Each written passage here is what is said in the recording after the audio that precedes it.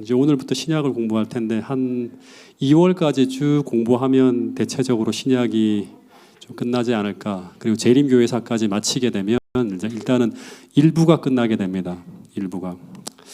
자, 그래서 오늘은 이제 신약을 공부하게 되는데, 신약을 공부하려고 하면 이제 신약의 배경이 되는 용어들이 많이 등장하는데요.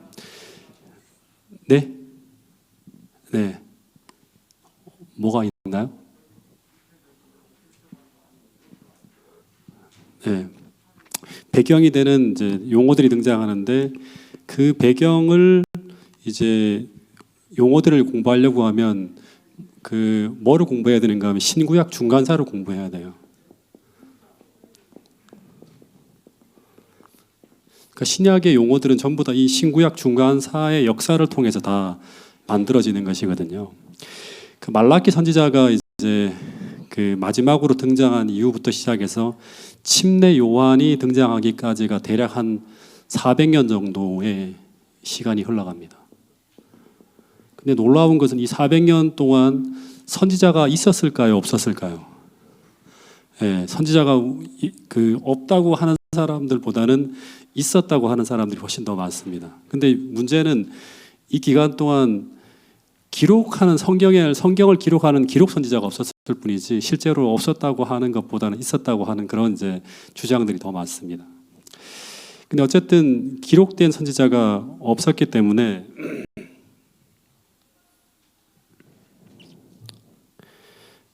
하나님께서 마치 침묵하는 그런 시기처럼 이렇게 이제 흘러갑니다.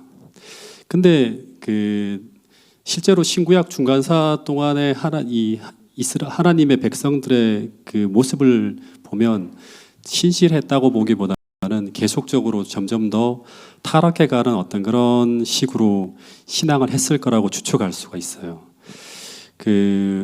말라기서를 보면 이제 이런 이야기가 나와요. 1장의 시작에 보면 하나님께서 내가 너희를 사랑하노라는 그런 이야기가 나올 때 이스라엘 백성들의 반응이 어떻게 나오는지 혹시 아세요? 말라기서를 읽어보신 분들은. 예. 주께서 우리를 어떻게 사랑하셨냐고 되묻듯이 이렇게 물어요. 예. 우리는 못 느끼겠다. 하나님이 그렇게 사랑했는데도 불구하고 우리 사랑을 못 느끼겠다고 대답을 해요. 그리고 난 다음에 또 하나님께서 뭐라고 하는가 하면 왜 너희들은 나한테 제사를 드릴 때 더러운 제물을 갖다 바치냐, 이제 이런 이제 책망하는 이야기가 나와요. 그때 이스라엘 백성들이 또 어떻게 반응하는가 하면 우리가 주를 어떻게 더럽게 하였나이까 하면서 되물어요. 그러니까 이 모습은 뭐냐 그러면 이 구약의 마지막 말라기 선지자의 어떤 이야기들을 통해서 우리가 짚어볼 수 있는 건 뭐냐 그러면 하나님과 유대인 공동체 사이의 관계가 무너진 채 내리막을 흘러갔을 거라고 하는 것을 추측할 수가 있습니다. 그래서 이 400년이란 긴 시간 동안 이 경랑의 세계사 속으로 이제 유대인 공동체가 흘러 들어가는데 그 신앙이 내리막을 치다가 파탄 나는 게 언젠가 하면 예수님 당시예요. 예수님 당시에 이스라엘 백성들 유대인 공동체의 신앙의 모습은 거의 파탄 난 상태죠. 그리고 주님을 영접하지 않아요. 그러다가 이제 사도행전에 들어가면 스테반이 순교할 때 이제 거의 끝나가는 거죠. 하나님과 완전히 관계없는 식으로 흘러가서 결국 멸망하게 되는 게 이제 유대인 공동체의 모습이라고 볼 수 있습니다. 그래서 이 말라기서와 이 예수님 탄생이 이어지는 이 400년의 기간은 마치 이제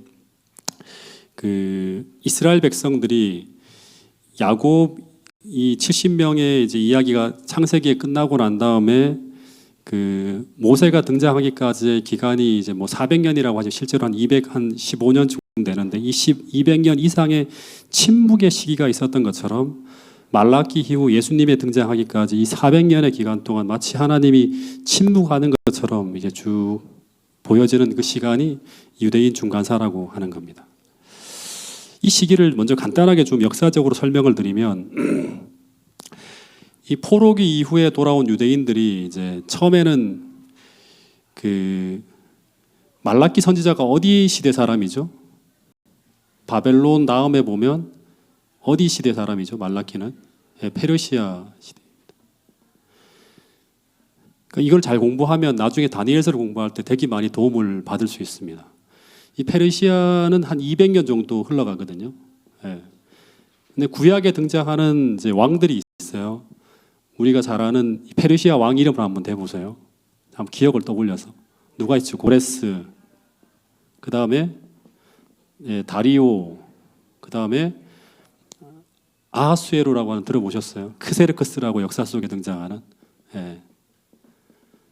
아하수에로는 에스더의 남편 되죠, 그죠? 그 다음에 아닥사스다. 고레스, 다리오, 아닥사스다는 우리가 성전 중건형이 1차, 2차, 3차 이렇게 나는 거죠, 그죠? 전부 다 이 사람들이 어디 때의 왕인가 하면 페르시아 시대의 왕입니다. 페르시아 시대. 그래서 유대인들이 이 페르시아의 통치를 받으면서 한 200년 동안 이제 식민 통치로 쭉 살아가는데, 근데 유대인들이 이 페르시아 시대에 어디로 가는가 하면 이제 포로에서 귀환하게 됩니다. 예. 페르시아 시대, 고레스, 다리오, 아닥사스다 이 시대에 이제 쭉 귀환하게 되는데, 그러면서 이들이 성전도 재건하고 성곽도 재건하고 말씀도 회복하면서 신앙 공동체를 세우게 되는데, 하나둘 무너진 것을 이제 보수하게 돼요, 그죠? 이때 에스라라든가 느헤미야라든가 이런 사람들의 도움을 받으면서. 근데 이때 이 귀환에서 유대인 공동체가 만들어져요. 근데 이 유대인 공동체를 후대 사람들은 뭐라고 부르는가 하면 나라를 형성한 게 아니에요. 한 유대인 공동체를 만드는데, 이 유대인 공동체를 후대 사람들은 뭐라고 부르는가 하면 이때부터 유대교라고 하는 용어가 만들어져요. 유대교. 네. 이 공동체를 만드는데 결정적 기여를 한 사람이 이제 에스라라든가 뭐 느헤미야 이런 사람이라 할 수 있겠죠. 근데 이 유대인 공동체가 귀환해서 만들어지는데 이들이 사용하는 언어가 있어요. 언어가. 우리는 당연히 히브리어라고 생각하지만 그렇지 않아요. 예. 어떤 언어를 사용할까 이 사람들이. 예. 그들의 모국어는 히브리어인데 대부분 당시 이 사람들이 바벨론과 페르시아에서 머물면서 이제 이 페르시아와 바벨론 사람들이 공용어로 사용하는 언어가 있어요. 그 언어가 뭔지 아세요? 바로 아람어입니다. 아람어. 다니엘서 2장 4절을 한번 보시면, 그때 이제 이 느부갓네살이 갈대아 술사들한테 막 이제 내 꿈을 해석하라고 막 물을 때, 그때 어떤 말이 나오는가 하면 아람어로 뭐 대답하여 가로되 대답하되 이렇게 말이 나와요. 아람어를 이 사람들이 사용해요. 그래서 바벨론 당시에도 페르시아 당시에도 아람어를 사용했는데, 이 귀환한 유대인 공동체가 우리가 미국에 가서 오랫동안 뭐 몇백 년을 살면 어떻게 되죠? 언어가 바뀌는 것처럼 이 사람들이 사용하는 언어가 뭐인가 아람어로 바뀌고, 그럼 예수님도 무슨 언어를 사용했다? 네, 아람어예요. 그래서 패션 오브 크라이스트에 보면 예수님이 히브리어를 말하는 게 아니라 아람어로 이렇게 하는 게 이제 그 패션 오브 크라이스트예요. 가장 이제 그 시대에 가깝게 이제 영화를 찍은 게 이제 그렇게 해서 아람어를 사용했다고 하는. 그리고 이제 이 페르시아 시대가 끝나는 게 우리가 다니엘서를 공부하면 언제 끝나죠? 331년에 알렉산더가 등장하면서 페르시아 시대가 끝나게 돼요. 그러니까 그 신구약 중간사가 페르시아 시대, 그 다음에 그리스 시대, 로마 시대까지가 이제 이 중간사에 등장하는 시기인데, 근데 유대가 그러면서 이제 이 페르시아 시대를 넘어가서 그리스 지배를 받게 돼요.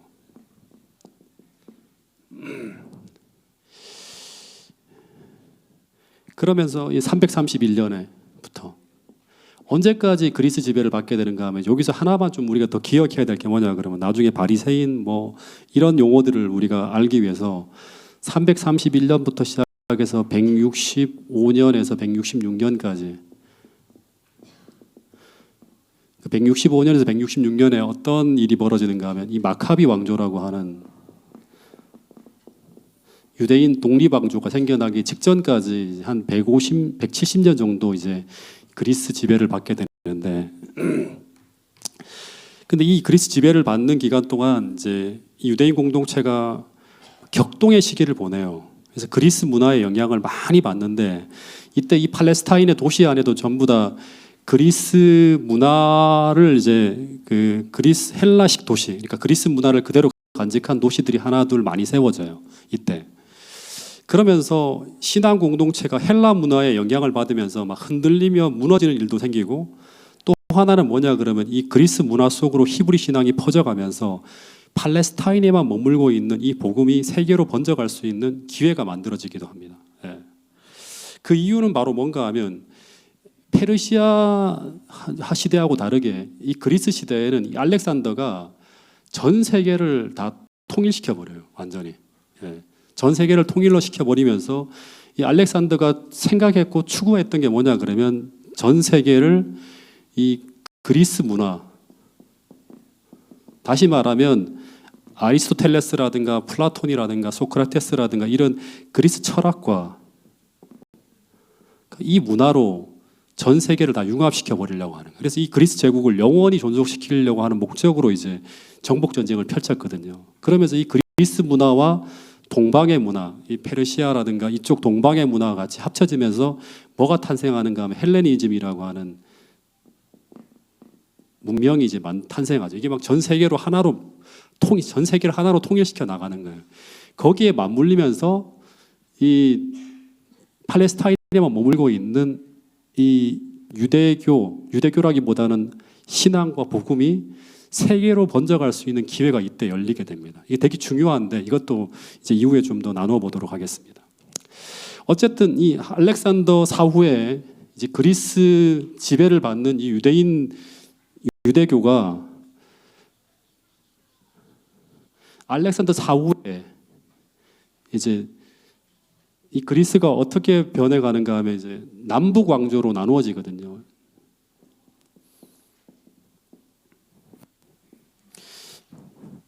그림을 좀 그리면 PPT가 있으면 좀 띄우면 좋은데, 다니엘서를 11장을 연구하면 이 시작이 남방왕 북방왕이라고 하는 이제 이야기로 시작하는 거 혹시 아세요? 네.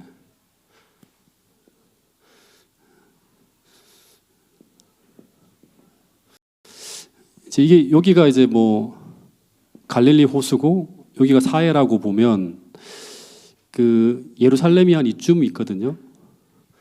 근데 이 예루살렘은 성소가 있는 거예요. 이 성소가 있는 곳을 기점으로 해서 북쪽에는 이제 시리아 왕조가 있어요. 이제 그리스가 이제 원래는 알렉산더 당시에는 통일 왕국을 이루고 있다가 이제 알렉산더 사후에 네 왕으로 분열됐다가 그다음에 결국에 남는 거는 그 두 왕만 남아요. 그래서 이 예루살렘을 기점으로 해서 성소를 기점으로 해서 북쪽에 있는 그러한 어떤 왕조가 이제 셀류쿠스 왕조라고 하기도 하고, 또 하나는 이제 안티오쿠스 왕조라고 합니다. 이 왕조가 결국에는 이제 쭉 지내가는데 이제 셀류쿠스 1세, 안티오쿠스 1세, 2세 계속 이렇게 나눠져요. 이 두 왕조를 가지고 뭐라고 하는가 하면 북방왕이라고 합니다. 이 북방왕이라고 하는 이유는 뭐냐 그러면 예루살렘을 기점으로 해서 북쪽에 있는 나라이기 때문에 이 시리아 왕조예요. 시리아 왕. 그리고 이 남쪽에 있는 왕조는 이제 이집트 왕조인데, 이집트 왕조는 이제 프톨레미 왕조라고 하거든요. 근데 이 왕조는 이 예루살렘을 기점으로 해서 남쪽에 있기 때문에 뭐라고 한다? 네, 남방왕이라고 합니다. 그래서 이 두 왕조가 치고받고 막 계속 서로 팔레스타인을 차지하기 위해서 막 싸움이 벌어질 때 유대 땅은 막 홍역을 치르게 돼요. 이집트의 지배를 받다가 시리아의 지배를 받다가 왔다 갔다 하는데, 그래도 그 중에서 좀 이렇게 평화롭게 쭉 지내가다가 최악의 이제 일이 벌어질 때가 언제인가 하면 진짜 말 그대로 우리에게 일요일 휴업령 같은 그런 일이 벌어질 때가 벌어집니다. 그때가 언제인가 하면 안티오쿠스 에피파네스 4세라고 하는데, 이 사람은 좀 이름은 좀 기억해 두세요. 나중에 다니엘서를 공부할 때도 이제 이 사람에 대한 이야기를 할 텐데, 이 안티오쿠스 에피파네스 4세는 어떤 일이 벌어지는가 하면 이 사람은 그 정복한 모든 도시들의 문화를 인정해 주지 않고요. 전부 다 그 그리스로 다 통합시키려고 해요. 그리스 문화로. 그 종교를 인정해 주지 않아요. 정복된 도시들을. 그 중에서 가장 종교색이 강한 게 이제 이 유대 나라인데, 유대 나라의 모든 유대인 관습을 금지하는 법을 제정합니다. 그러면서 어떤 일이 벌어지는가 하면 할례 예배도 금지하고 성소에서 제사도 못 지내게 하고 그리고 심지어는 성전 안에다가 제우스 신을 세웁니다. 신상을 세워요. 그리고 우리가 많이 들었던 것처럼 돼지고기를 가지고 막 이제 그 제물로 드리고 하면서 막 난리가 납니다. 그리고 유대의 성직자들을 한 600명을 이제 전부 다 묶어놓고 전차로 지나가기 위해서 다 학살을 해버려요. 수많은 사람들이 죽어나갑니다. 그래서 재림교회가 아닌 대부분 일요일 교회에서는 다니엘 7장, 8장에 보면 작은 뿔이라고 하는 뿔이 있죠. 그죠? 그거를 우리는 로마 캐톨릭으로 보지만 대부분의 많은 일요일 교회 학자들은 안티오쿠스 에피파네스 4세로 봐요. 왜 그런가 하면 이 사람이 한 짓이 거기 예언을 비춰보면 비슷해요. 진리를 땅에 던지고 성소를 회포합니다. 더럽히잖아요. 막 돼지고기 제물을 가지고 막 우상을 갖다 세우고 막 그런 일을 하고 하나님 백성들을 핍박하잖아요. 성도들을 괴롭게 하고 그 모든 예언을 이루는 사람으로 안티오쿠스 에피파네스 4세로 이렇게 보는 거예요. 예. 그래서 엄청난 일이 벌어지면서 수많은 사람들이 학살되어지고 죽어가는 이 일이 벌어질 때 이제 여기에 저항한 세력이 등장합니다. 저항하는 세력이. 그 사람이 누구인가 하면 바로 마카비라고 하는 사람인데 이 사람이 이제 하스몬이라고 하는 사람의 셋째 아들인가 하는 그 사람인데 이 사람을 중심으로 해서 운동이 벌어집니다. 어떤 운동이 벌어지는가 하면 옛날에 뭐 유럽에도 보면 그 히틀러에 저항하는 레지스탕스 하는 것처럼 저항 운동이 벌어집니다. 이 마카비 저항 운동이 벌어집니다. 그러면서 독립 전쟁이 벌어져서 결국에는 안티오쿠스 에피파네스 4세로부터 독립을 이룬 게 바로 뭔가 하면 이제 마카비 왕조가 탄생하는 거예요. 독립 왕조가 생기는 거예요. 예. 이 시기가 언제인가 하면 그 기원전 166년 이때부터 해서 한 100년 동안 유대인 독립 왕조인 마카비 왕조가 세워지는데 근데 이때 성전을 다시금 정결케 하면서 이를 기념하는 하나의 절기가 만들어져요. 이제 독립운동이 성공하고 난 다음에 성전을 깨끗하게 다 보수하고 청소하고 하면서 이렇게 그러면서 다시금 제사를 지내면서 이제 하는 절기가 만들어지는데 그 절기가 이름이 바로 뭐냐 그러면 수전절이라고 하는 거예요. 어디 나오는가 하면 요한복음 10장에 보면 예수님이 이제 수전절에 유대인들과 함께 성소에서 막 거닐며 토론하는 이야기가 나오죠. 이때부터 수전절을 지키기 시작하는 거예요. 수전절의 기원이 이렇게 시작되는 거예요. 그리고 이러면서 마카비 왕조 혹은 하스몬 왕조라고 하는데 이 왕조가 로마와 동맹을 맺으면서 이 100년 정도 비교적 이제 편안하게 지내오게 됩니다. 근데 이 마카비 운동을 통해서 탄생하게 되는 하나의 이제 신약에 들어오면 중요한 하나의 종교 집단이 생겨납니다. 그 종교 집단이 이제 어떤 집단인가 하면 이 마카비 운동 혁명이 일어날 때 철저하게 이 지배 세력에 대한 어떤 걸 저항하면서 하나님의 율법을 강조하고 또 하나님의 어떤 그런 신앙을 이제 지키기 위해서 막 운동을 일으켰던 집단이 이 집단의 이름이 하시딤이라고 하는데 이 하시딤이라고 하는 이 집단에서 누가 탄생하는가 하면 어떤 집단이 탄생하는가 하면 바리새인이라고 하는 이제 종교 단체가 탄생한다고 합니다. 이 바리새인 할 때 바리새라고 하는 말이 어떤 뜻인가 하면 분리되어지다라고 하는 그런 의미예요. 그러니까 이 사람들은 마카비 가문이 이제 거룩한 전쟁을 펼칠 때 이때 함께 참여한 거룩한 전사들로서 거룩하게 스스로를 구별한 자, 하나님을 위해 구별한 자들이라고 하는 그런 칭호를 가지고 이 바리새인, 뭐 하시딤이라고 하는 건 하스몬 왕가에 함께했다, 운동했다 해서 하시딤이라고 하는 그런 이제 용어들이 만들어지는 겁니다. 그래서 이 마카비 운동을 통해 만들어진 이 바리새인들의 이 종교 하나의 단체들이 집단이 예수님 당시까지 하나의 종교 집단을 만들어서 오게 되었다. 그러니까 목숨을 걸고 그 안티오쿠스 에피파네스의 어떤 그런 그러니까 유대인 관습을 금지했을 때, 다시 말하면 하나님의 율법을 폐했을 때 어떻게 하는 거예요? 폐하고 그렇게 지키게 되면 어떻게 목숨을 목숨이 이제 사라질 수 있는 그런 상황이었는데도 불구하고 목숨을 걸고 안식일 계명을 포함한 하나님의 율법을 엄격하게 지켰던 사람들이에요. 오늘날로 말하면 일요일 휴업령이 벌어졌을 때 목숨을 걸고 저항하면서 하나님을 위해서 뜻을 세우고 싸운 사람들이 바로 누구인가 하면 이 하시딤, 바리새인의 초기의 정신이었다고 할 수 있겠죠. 근데 이 사람들이 1세기 당시에 예수님 당시에 한 6천 명 정도의 어떤 그런 이제 바리새인들이 있었다고 이렇게 추정된다고 합니다. 그러니까 초창기 정신은 하나님의 율법과 말씀으로 돌아가려고 하는 그 정신, 어떻게 보면 굉장히 순수한 정신에 시작되었다고 볼 수 있죠. 이 바리새인들이 나쁜 사람들이 아니에요. 나쁜 사람들이라고 하는 거는 율법주의에 빠진 사람들이 나쁜 사람들이지 바리새인들을 전체로 해서 나쁘게 보면 안 돼요. 바리새인 하면 뭐라고 생각해요? 율법주의자라고 생각하세요. 그렇게 보면 안 돼요. 예. 그럼 여기서 하나 좀 비교하면서 좀 더 넘어가야 될 게 뭐냐 그러면 예수님 당시에 존재했던 이 바리새인들에 대비되어지는 또 하나의 종교 집단이 뭐죠? 예. 사두개인이죠. 예, 사두개인. 이 사두개인과 바리새인은요 완전히 구별됩니다. 예. 정반대로 보면 돼요. 예. 이 사두개인들은 주로 어떤 직업, 어떤 집단이었을까요? 사회적으로 보면 예. 이 사람들은 제사장 가문이에요. 유대교라고 하는 게 종교와 어떻게 보면 이제 이 정치나 이게 하나가 되었던 그런 어떤 종교 국가잖아요. 제사장이라고 하는 뭐예요? 최고의 어떤 그런 지도자급이죠. 귀족이에요, 귀족. 그러니까 권력을 누리고 있는 사람들이에요. 이 사람들은 사두개인들은. 예. 그리고 예수님 당시에는 이 제사장 직분이 매매되어집니다. 예. 돈을 받고 팔기도 하고 굉장히 부패해진 그런 집단이죠.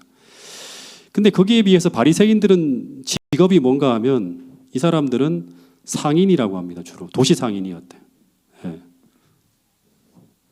그러니까 중산층이라고 볼 수 있겠죠. 예. 그래서 이 바리새인들 중에 우리가 알고 있는 사람들이 어떤 사람들이 있죠? 니고데모 부자인가요, 아닌가요? 니고데모가 처음에 부자였나요, 아니었나요? 굉장한 부자였죠. 예. 상인이었어요. 그래서 초기 기독교가 어려울 때 많은 재정을 공부했던 사람이 이제 니고데모죠. 또 어떤 사람이 있죠? 아리마대 요셉 같은 사람도 부자죠. 예. 그리고 누가 또 있죠? 사도 바울은 직업이 뭐였죠? 천막 깁는 사람이었죠. 다 스스로의 어떤 일을 해서 장사해서 먹고 살아가는 그런 사람들이 바로 바리새인들이었어요. 예. 이 사두개인들은 사두개인이라고 하는 이름이 어떻게 생겨났는가 하면 이제 다윗 시대 대제사장이 이제 그 사독이라고 하는 제사장이 있었어요. 이름이에요. 예. 그러니까 다윗 시대부터 시작해서 솔로몬 성전에서 이제 성전의 책임자가 만들어지고 어떤 그런 집단들이 만들어지고 하는데 그래서 솔로몬 성전이 완공되어지고 난 다음에 초창기의 어떤 그런 제사장을 사독이라고 볼 수 있는데 그렇기 때문에 사독이라고 하는 이 제사장의 가문을 이어받았다 해서 사두개인이라고 하는 어떤 이름이 만들어졌다고 그렇게 봅니다. 예. 그러니까 성전을 관리하고 성전을 책임지고 있는 그런 사람들이 이제 바로 사두개인이에요. 그래서 이 사람들은 권력과 타협하고 이들의 삶이 굉장히 어떤가 하면 현실적이에요. 현세적이라고 할 수 있겠죠. 현실적이고 현세적이에요. 종교 생활도 이렇게 합니다. 예. 그래서 오늘날로 말하면 바리새인들은 어떤 사람인가 하면 아주 보수적인 신앙인이었고 현재로 보면 아주 보수적인 신앙인이었고 이상주의자였고 원칙주의자였고 정체성을 아주 많이 강조하는 집단이 어디인가 하면 바리새인이라고 볼 수 있어요. 예. 신앙적으로 보면. 예. 오늘날로 말하면 이 태능교회도 마찬가지로 자기 종교 색깔이 있잖아요. 그죠? 그런 사람들이었고 사두개인들은 어떤가 하면 굉장히 세속적이에요. 세속적이고 오늘날로 말하면 변화를 강조하고 세상 돌아가는 것에 같이 이렇게 맞추어야 된다고 많이 강조하는 자유주의적이고 진보적인 집단이 어떤 사람들인가 하면 사두개인이라고 생각합니다. 굉장히 리버럴해요. 그래서 이들은 성경도 모세오경 외에는 안 받아들입니다. 예, 거기서 나머지는 다 뭔가 하면 권위가 인정되지 않아요. 모세가 줬던 그 모세 오경만을 딱 인정하고 나머지는 다 자기들이 짜맞춘 거야 하면서 받아들이지 않아요. 이 사두개인들은. 그래서 모세오경에서 제가 옛날에 대학원 다닐 때 모세오경에 나타난 부활 사상을 한번 연구해 보려고 했는데 그때 남대혁 교수님이 그거 하다가는 너 석사학위로는 아예 안 된다. 나중에 혹시 공부할 마음이 있으면 박사학위 논문으로는 가능할지 모르지만 석사 논문으로는 그걸 만들기 좀 어렵겠다. 왜냐 그러면 모세오경에는 부활 사상이 잘 안 나타나요. 보이지 않아요. 그러다 보니까 사두개인들은 천사도 인정하지 않고 부활도 인정하지 않고 뭐만을 인정하는가 하면 현실적인가만 딱 보는 거예요. 그래서 마가복음 12장 18절에 보면 부활이 없다 하는 사두개인들이라고 하는 그런 얘기가 나오죠. 부활을 믿지 않는 거예요. 천사나 악마나 그다음에 죽음 이후의 심판이나 다 받아들이지 않는 거예요. 그래서 가야바가 법정에서 예수님이 뭐라고 하죠? 네가 나중에 내가 보좌의 우편에 앉은 것과 인자가 하늘 구름을 타고 오는 것을 보리라 하면서 쫙 파노라마처럼 이제 예수님이 다시 오시는 그 광경을 보여줄 때 깜짝 놀라고 옷을 다 찢어버리는 이제 그런 일들이 벌어지기도 하죠. 예. 그래서 이제 예수님 당시에 인정을 받는 그룹, 백성들에게 존경을 받는 그룹은 어떤 그룹인가 하면 바리새인들이었어요. 바리새인들은 그렇게 많이 비판받지 않았어요. 예수님이 비판했지. 왜냐하면 굉장히 거룩한 삶을 살려고 했던 거고 진짜 욕을 많이 얻어먹는 집단은 사두개인 집단이었다고 합니다. 요세푸스라고 하는 이제 예수님 당시의 역사가의 기록에 보면 사두개인들을 막 욕하고 막 비난하는 그런 민중들의 소리를 대변해서 적은 글들이 나온다고 합니다. 그래서 사두개인들은 엉터리고 세속적인 집단이라고 하면서 욕을 하고 비난하고 있었지만 그러나 민중들은 바리새인들은 지지했다 당시에. 그래서 이들 중 많은 부류의 사람들이 이제 예수님 당시에 가면 전반적인 신앙이 막 퇴보하다 보니까 율법주의에 빠져서 하나님 없이 회칠한 무덤처럼 위선자로 살아가는 사람도 있었지만 전부가 그런 것이 아니고 이들 중에 많은 사람들이 진지하게 율법을 연구하면서 하나님 나라를 소망하는 사람들이 있었다고 하는 거예요. 그래서 그 사람들 중에 예수님을 받아들인 사람들이 누구였죠? 바로 니고데모, 전부 바리새인이에요. 아리마대 요셉, 전부 바리새인이에요. 사도 바울, 진지하게 하나님 나라를 고민하고 있었던 사람들은 전부 어디로 가는 거예요? 주님을 만나요. 위선적으로 살아가는 사람들은 다 타락하는 거고. 그래서 사두개인이 예수님 당시에 예수님을 받아들였다고 하는 기록은 예수님 당시에는 없어요. 네, 없어요. 근데 나중에 있나요? 나중에 어디 나오죠? 이제 막 사도행전이 펼쳐지면 예수님 당시에는 바리새인들만이 기독교인이 됐다고 하는 얘기가 있지만 사도행전에 가면 이 사두개인들 중에서 기독교인으로 개종하는 사람들이 나오나요? 네. 다 멸망하는 것이 아니고 사도행전 6장에 보면 이제 누구죠? 일곱 집사가 등장하고 난 다음에 말씀이 막 흥황해 나갈 때 그때 어떤 기록이 있는가 하면 허다한 제사장의 무리도 여기에 가세했다고 하는 말이 나와요.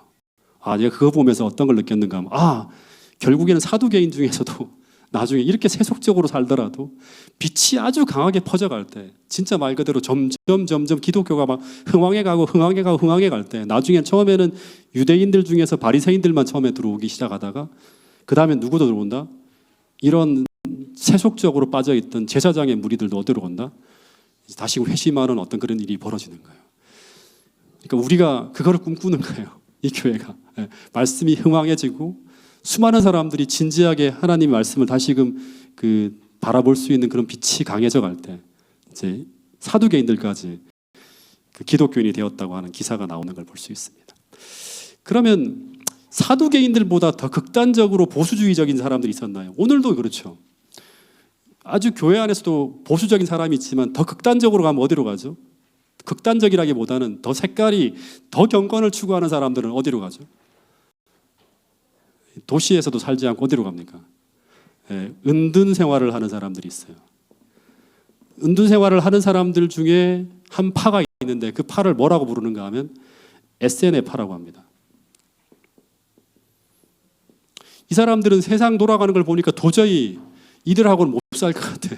그래서 진짜 극단주의적인 경건을 추구하면서 동굴에서 생활을 하고 은둔 생활을 합니다. 예, 그러니까 수도원 운동이라든가 오늘날로 말하면 뭐 그런 어떤 생활을 하는 거죠. 우리가 아는 뭐 진짜 말 그대로 그 시골 생활을 한다든가 이렇게 가는 거예요. 이 사람 중에서 우리가 대체적으로 침례 요한이라고 하는 사람이 도시에서 떨어져 갖고 이제 금요주의적인 생활을 하잖아요. 주님 오시기 전까지. 그래서 학자들은 이 침례 요한은 SNF파에 속한 사람이 아닐까라고 이렇게 추정하기도 합니다. 예. 그리고 이 SNF파가 오늘날에 기여한 것 중에 아주 큰 기여가 있죠.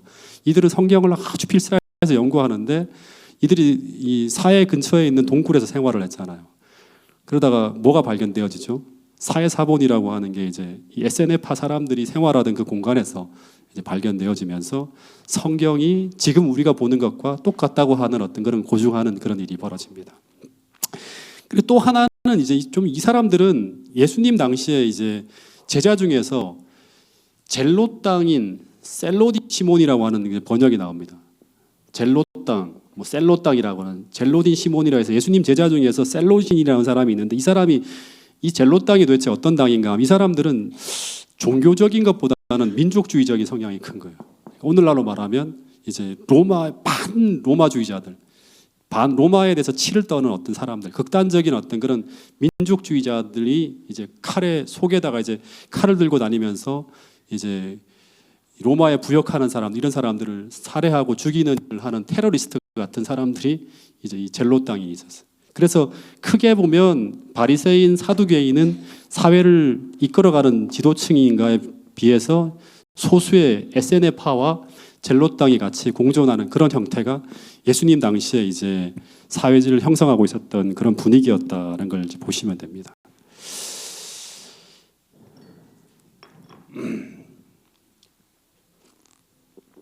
그러다가 조금만 더 공부할게요. 예수님 이제 그러다가 이제 그리스 시대가 지나가고 이제 팔레스타인의 정치적 상황이 또 한 번 바뀔 때가 옵니다. 그게 언제인가 하면 그 푼베이우스라고 해서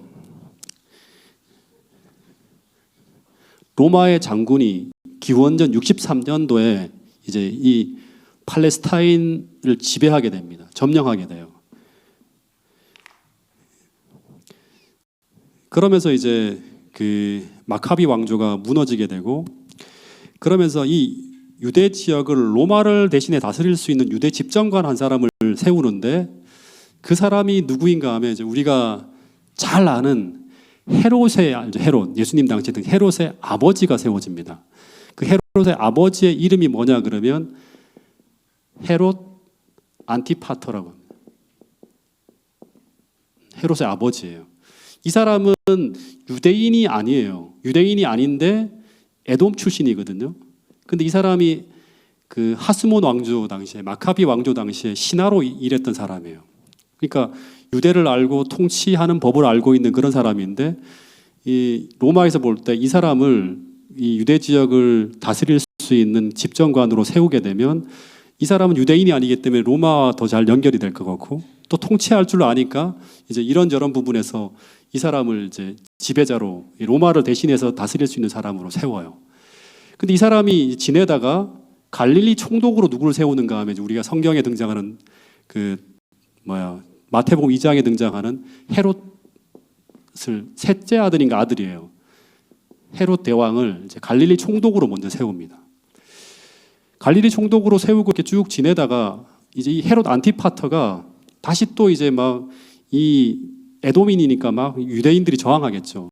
저항을 하면서 외부의 세력과 같이 연합해서 헤롯 안티파터를 죽이는 일을 벌입니다. 살해를 합니다.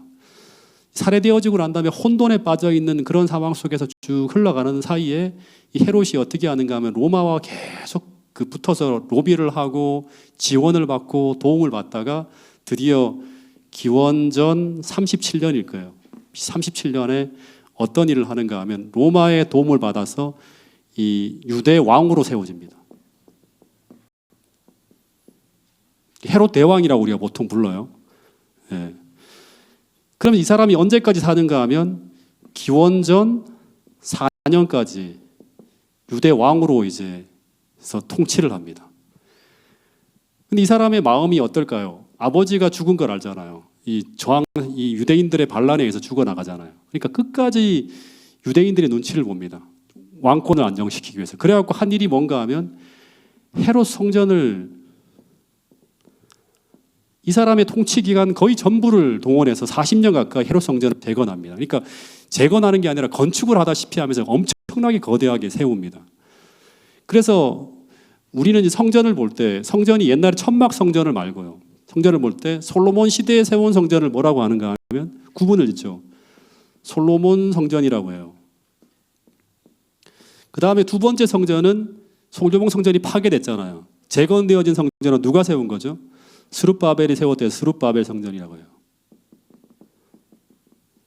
그런 다음에 마지막에 세 번째 성전을 뭐라고 하는? 헤롯 성전이라고 하는 거예요. 헤롯이 40년 동안 유대인들의 환심을 사기 위해서 재건하는 거예요.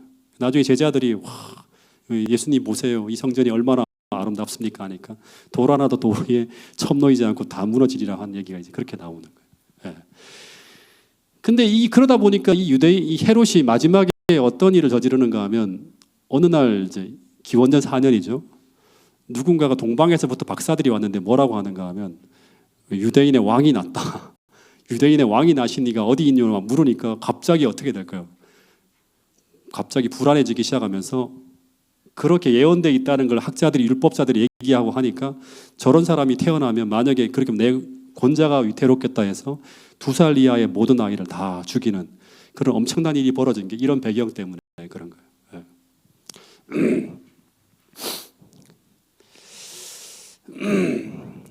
그래서 이 사람이 죽는 해가 기원전 4년인데요. 그래서 예수님이 태어난 해를 기원전 4년으로 보는 이유가 뭔가 하면 이 사람이 죽는 해에 예수님이 태어났다고 해서 이 역사가들이 뒤져보니까 기원전 4년이라 해서 예수님 탄생한 연도가 기원전 1년이나 1년이 아니라 4년이 되는 이유가 바로 이렇게 되기 때문에 그래요. 이 사람이 죽는 해를 어떤 사람은 기원전 5년이라고 보기도 해요. 주님이 탄생한 해를. 근데 대체적으로 이 사람이 죽던 해 기원전 4년에 예수님이 태어났다. 이제 이렇게 보기도 합니다.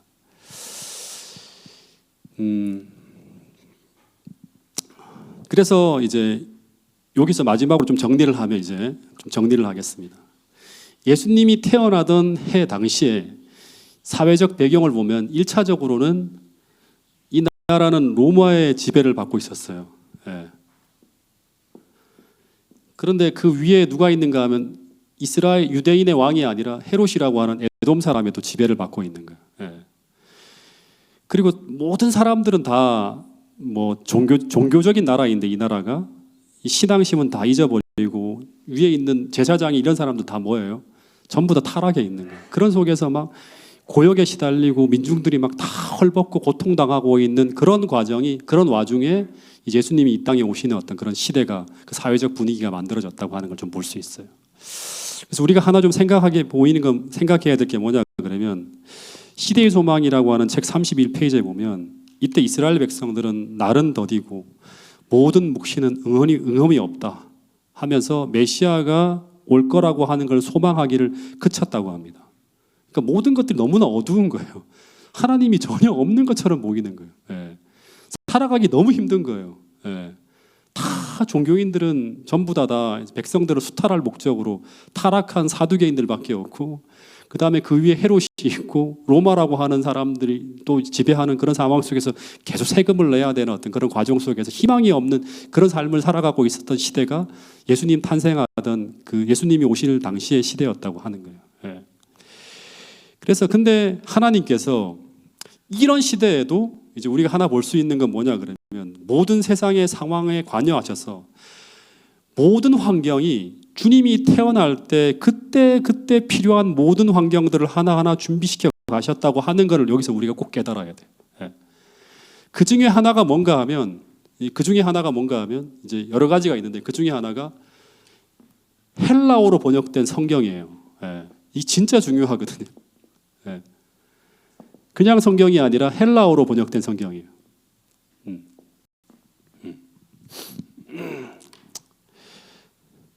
그 헬라 제국을 세운 알렉산더가 이제 제가 말씀드린 것처럼 그리스 철학과 문화를 동방이라든가 온 세계에 퍼뜨려서 그리스 제국을 영원한 제국으로 만들려고 했는데 그런 과정에서 이제 헬라 제국의 문화를 막 이제 전하기 위한 하나의 전도 목적으로 세워진 도시가 있는데 그 중에 하나가 제일 큰 도시 중에 하나가 이집트에 있는 알렉산드리아라고 하는 도시예요.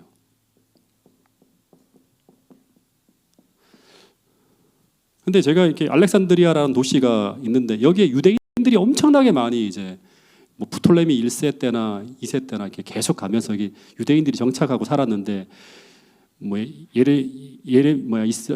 유대가 멸망하고 난 다음에 예레미야 당시에도 이제 사람들이 다 유대로 넘어갈 때 아마 이집트로 다 넘어가잖아요.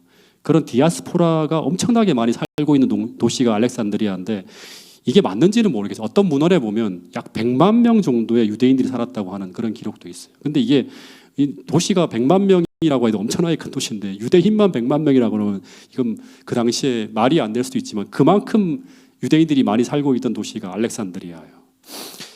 근데 그때 이제 유대인들이 많이 살고 있다 보니까 유대인들이 보는 경전인 히브리 성경에 대한 관심이 굉장히 많았겠죠, 사람들이. 그러면서 이 알렉산드리아에서 프톨레미 2세 때 히브리인들의 전유물 같았던 히브리 말의 이 구약 성경을 어떻게 하라고 하는가 하면 헬라어로 번역하는 작업을 프톨레미 2세 때 황제의 명령에 의해서 진행이 됩니다. 그래서 어떻게 하는가 하면 70명의 유대 학자들을 모아놓고 이제 방방마다 다 집어넣고 성경을 번역하라고 시켰어요. 근데 성경을 번역을 시켰는데 가져온 그런 모든 이제 내용들을 보니까 뭐 기록에 의하면 전승의 기록에 의하면 하나도 틀림없이 다 똑같았대요. 보통 영어로 번역을 이제 영어를 가지고 한국말로 번역을 시키면 100명을 시키면 100가지의 어떤 그런 사상이 다르니까 만들어질 수 있잖아요. 좀 다른. 근데 그렇지 않고 모든 성경이 거의 일치할 정도로 그 하나의 어떤 그런 내용들로 통일됐다고 하는 거예요. 그러면서 이걸 통해서 이제 많은 학자들은 어떤 얘기를 하는가 하면 하나님의 성령께서 이 번역하는 과정에 관여했을 거라고 하는 그런 이야기도 하기도 합니다. 근데 이 구약의 히브리 성경이 헬라어로 번역하는 이 일이 왜 역사적으로 중요한가 하면 70인 역으로 이제 헬라어 성경이 이제 유대 성경이 헬라어로 번역되어짐으로 말미암아 드디어 어떤 이제 그 인프라가 구축되어지는가 하면 로마 시대와 그리스 시대에 수많은 사람들이 구약 성경을 읽을 수 있는 인프라가 구축되어지는 거예요. 그럼 예수님이 탄생했을 때 이분이 메시아라고 하는 걸 어떻게 증명을 해야 돼요? 성경으로밖에 증명할 수가 없어요. 근데 이걸 가지고 성경으로 증명할 수 있는 헬라어, 당시 세계의 공용어인 헬라어로 볼 수 있는 성경이 만들어졌다고 하는 건 굉장히 중요한 일인데 하나님이 이 일에 관여하셨다고 하는 거예요. 예. 그래서 또 하나는 뭐냐 그러면 이제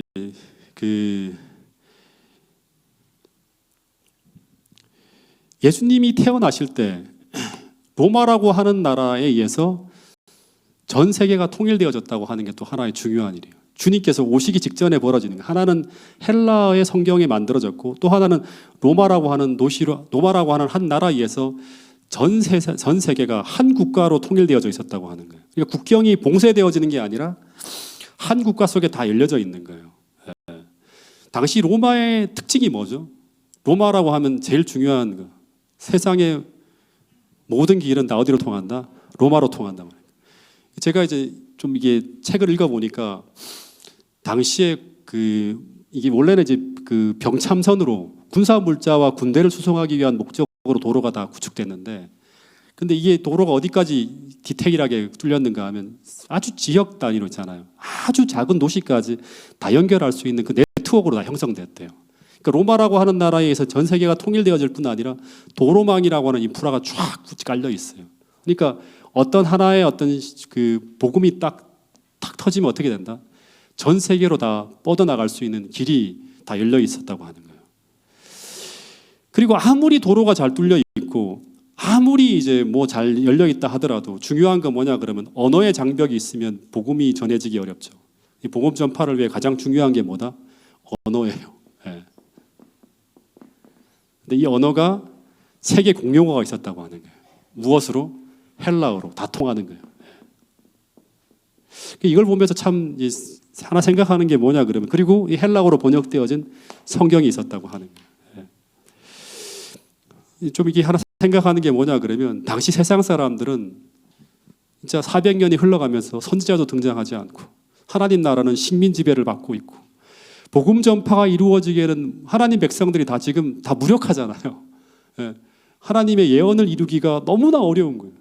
하나님 백성들이 압제를 당하고 성직자들은 타락하고 종교 생활은 완전히 형식주의로 전락해가고 성전에 가도 하나님이 계신지 안 계신지 모르겠고 온 세상 사람들은 주님의 초림에 주의를 기울이지 않고 그래서 사람들이 날은 더디고 묵시에 응엄이 없다고 말하고 있지만 그러나 그것은 인간의 관점으로 보는 관점이고요. 하나님의 관점으로 세상을 바라볼 수 있다면 하나님은 끊임없이 주님의 초림하기 위한 환경을 다 만들고 있었다고 하는 거예요. 사람들은 관심을 기울이지 있지 않지만 하나님이 스스로 다 만들어가고 있는 거예요. 예.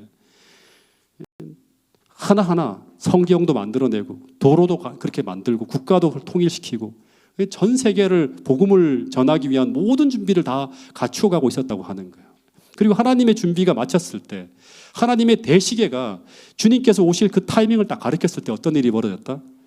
주님이 태어났다고 하는 게 이제 이 시대 소망에 보면 이야기죠. 마찬가지로 똑같은 패턴으로 주님이 다시 오시기 위한 준비를 하나님은 지금 하늘에서 하고 계실까요? 네. 똑같은 패턴으로 하실 거라는 생각이에요. 우리가 관심을 기울이지 않고 우리가 약하고 무력하다 하더라도 하나님은 당신이 오실 수 있는 그 예언의 대시기에 맞춰서 하나씩 하나씩 준비하며 지금까지 해오고 계시다고 저는 믿어요. 그 준비 중에 하나가 뭘까요? 이걸 비춰본다 그러면 그 얘기만 하고 마치겠습니다. 준비 중에 하나가 뭘까요? 지금 23분이거든요. 30분 전에 마치겠습니다. 성경 아카데미. 성경 아카데미 얘기만 하면 다 맞습니다. 저는 성경의 보급이라 생각해요. 첫 번째 하나는 성경이 어디를 가나 다 읽을 수 있잖아요. 그렇죠? 또 하나는 뭘까요? 인터넷망이. 이걸 통해 본다 그러면 로마에서 모든 네트워크가 다 연결되어진 것처럼. 지금은 이게 막 사람들이 옛날에는 그 로마가 세상을 수탈하고 압제하기 위한 수단으로 도로와 걸렸지만 복음이 탁 이제 전해졌을 때 주님이 오셨을 때 그 모든 길을 따라서 사도 바울이 다니면서 다 복음을 전하게 되잖아요. 그다음 마지막 세 번째는 정말 중요한 게 있어요.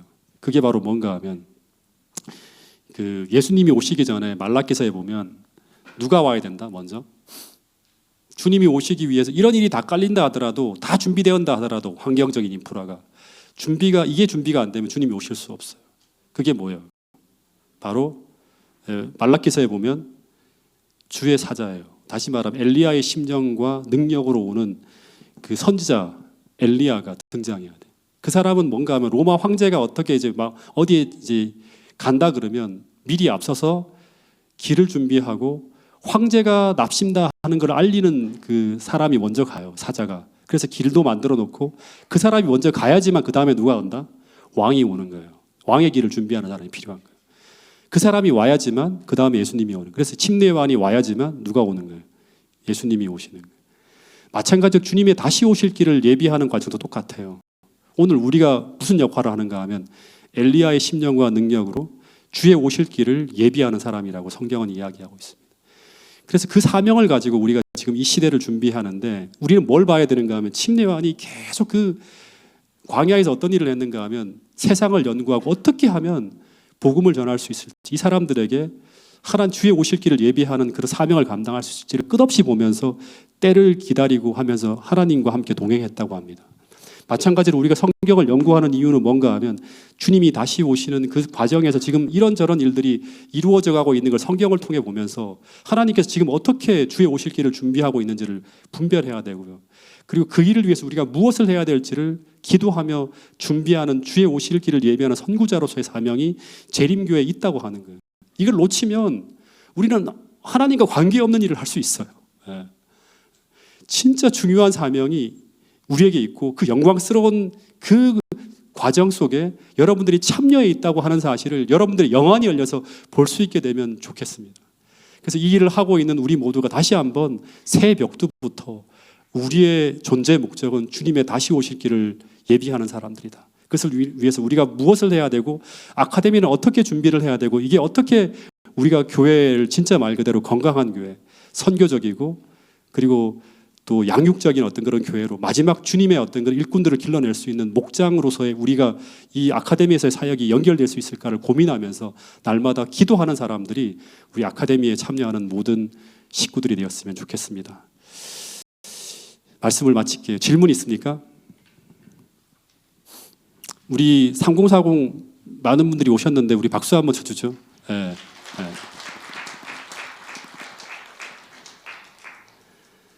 자, 질문 있으면 뭐 한두 개 받고. 너무 피곤하죠? 빨리 끝내겠습니다. 네. 자, 하여튼 시험 칠 때 다음 주에 그러면 이제 우리 또 시험을 치는데 그때 이런 이 질문들을 가지고 또 이제 다음 주에 죄송합니다. 제가 이렇게 정신이 없어요. 오늘 너무나 많은 분주한 일들이 지나갔기 때문에 제가 정신을 못 차리고 있는데 다음 주 한 주는 그 김대성 목사님의 시간을 좀 드리려고 했는데 지금 생각해 보니까 다음 주에 뭐가 있는가 하면 우리 재직 수련회가 있죠. 그래서 이게 좀 부담스러워서 목사님하고 한번 의논해서 재직 수련회를 안 하더라도 아카데미는 한 주 쉬겠습니다. 그리고 이제 재직 수련회가 아니라 그 사경회를 안 하더라도 아카데미를 일단 한 주 쉬고 그 다음 주에 할 텐데요. 공부를 좀 많이 좀 하시면서 배운 것들을 좀 생각하시면서 함께 나눌 수 있는 그런 시간을 보냈으면 좋겠습니다. 기도하고 마칠까요? 네, 다음 주에 안 합니다. 아카데미. 네. 하늘 아버지, 새해 첫 안식일 우리 많은 분들이 함께하면서 또 신약의 첫 이야기들을 열 수 있도록 주님 인도해 주셔서 감사합니다. 주님, 우리가 공부하는 이 목적과 또 우리의 사명을 더 분명히 매 순간 생각하게 하시고 의식하게 하여 주셔서 주님, 저희들이 단지 지적으로만 어떤 성경에 대한 지식이 쌓여가는 것이 아니라 우리의 사명을 발견할 수 있는 시간이 아카데미 시간이 될 수 있도록 도와주시고 많은 분들이 주님의 마음을 가지고 진지하게 성경을 연구하며 또 우리의 사명인 이 주의 오실 길을 예비하는 자로서 우리가 어떻게 살아나가야 되고 이 교회는 또 어떤 일을 해야 되고 무엇을 해야 될지를 구체적으로 기도할 때마다 우리에게 답을 주시고 그것이 우리의 비전으로 만들어지고 교회의 비전으로 만들어져서 마침내 전 교인들이 한마음 한뜻이 되어서 주님을 위해 일하는 그런 은혜로운 역사가 이 태능교회에서 이루어지게 하여 주셔서 사도행전에 등장하는 그 역사가 주님 그냥 역사 속에만 남는 것이 아니라 오늘 이 시대 태능교회를 통해서 꼭 이루어질 수 있도록 도와주셔서 이 어두운 세상에 희망의 빛을 던질 수 있는 그런 교회로 거듭나게 하여 주시옵소서.